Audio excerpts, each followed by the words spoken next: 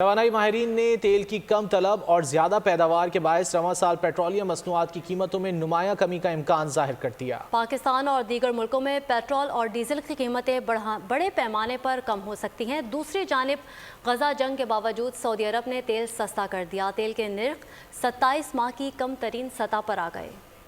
کمزور عالمی معیشت، زیادہ پیداوار، سال 2024 میں تیل کی عالمی قیمتوں میں ڈرامائی کمی کا امکان۔ توانائی ماہرین کے مطابق خام تیل کی سپلائی طلب سے زیادہ ہے۔ امریکہ میں بڑھتی ہوئی انوینٹری کی وجہ سے گزشتہ نومبر اور دسمبر میں قیمتیں کم ہوئی۔ رواں سال کی پہلی شش ماہی میں برینٹ 65 سے $90 فی بیرل کے درمیان رہے گا۔ پاکستان اور دیگر ملکوں میں پیٹرول اور ڈیزل کی قیمتیں بڑے پیمانے پر کم ہو سکتی ہیں۔ ماہرین کا کہنا ہے کہ مشرق وسطیٰ میں صرف جغرافیائی سیاسی کشیدگی ہی تیل کی قیمتوں کو بڑھا سکتی ہے، بصورت دیگر تیل کی قیمتیں گر جائیں گی۔ سبسکرائب کریں اور بیل دبائیں تاکہ کوئی خبر رہ نہ جائے۔